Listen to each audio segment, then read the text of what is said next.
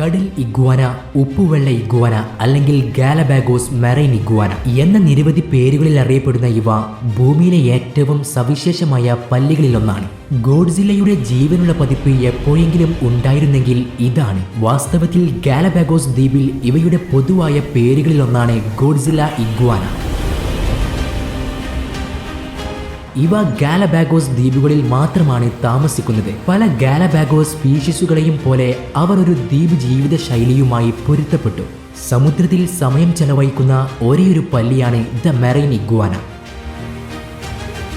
കടൽ ഇഗ്വാനകൾ പ്രധാനമായും പാറക്കെട്ടുകളുടെ തീരത്ത് കാണപ്പെടുന്നു. ഇവ വെള്ളത്തിനടിയിലുള്ള പാറക്കെട്ടുകളിൽ ആൽഗകളും കടൽ പായലും ഭക്ഷിക്കുന്നു. വളരെ നീളമുള്ള നഖങ്ങളും മൂർച്ചയുള്ള പല്ലുകളും ഉണ്ടായിരുന്നിട്ടും അവർ സസ്യബുക്കുകളാണ്.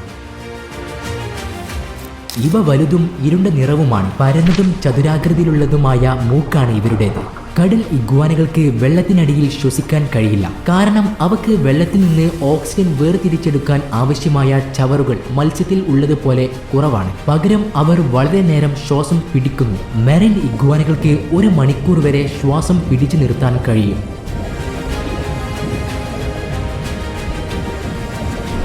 മെറൈൻ ഇഗ്വാനകൾ സാധാരണയായി 40 മിനിറ്റ് വരെ നീളമുള്ള ചെറിയ ഡൈവുകൾ തിരഞ്ഞെടുക്കുന്നു. ആൺ മെറൈൻ ഇഗ്വാനകൾ സ്ത്രീകളെ ആകർഷിക്കുന്നതിനായി ഇണചേരൽ സമയത്ത് നീല, പിങ്ക്, പച്ച, ചുവപ്പ് എന്നിവയുടെ വളരെ തിളക്കമുള്ള ഷെയ്ഡുകൾ ആയി മാറുന്നു. ഇണചേരൽ കാലം കഴിയുമ്പോൾ അവ വീണ്ടും കറുത്തതായി മാറുന്നു.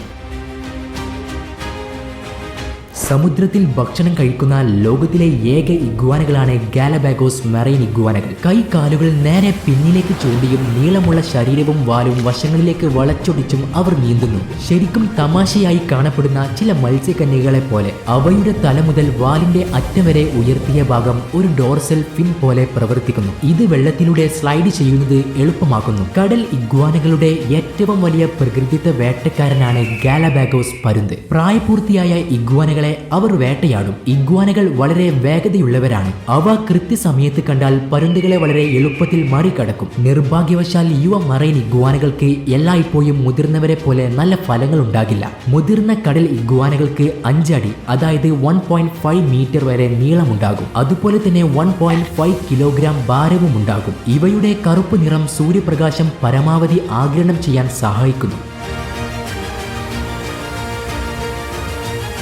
സമുദ്രത്തിലെ ഇഗ്വാനകൾ തുമ്മുന്നത് അവ സമുദ്രത്തിൽ ഭക്ഷണം കഴിക്കുകയും ധാരാളം ഉപ്പ് കഴിക്കുകയും ചെയ്യുന്നു. ഈ അധിക ഉപ്പ് അവർക്ക് അനാരോഗ്യകരമാണ്. അത് പുറന്തള്ളേണ്ടതുണ്ട്. അതിനാൽ അവിടെയുള്ള പാറകളിലും സമീപത്തുള്ള മറ്റേതെങ്കിലും ഇഗ്വാനകളെയും ഇവർ തുമ്മുന്നു.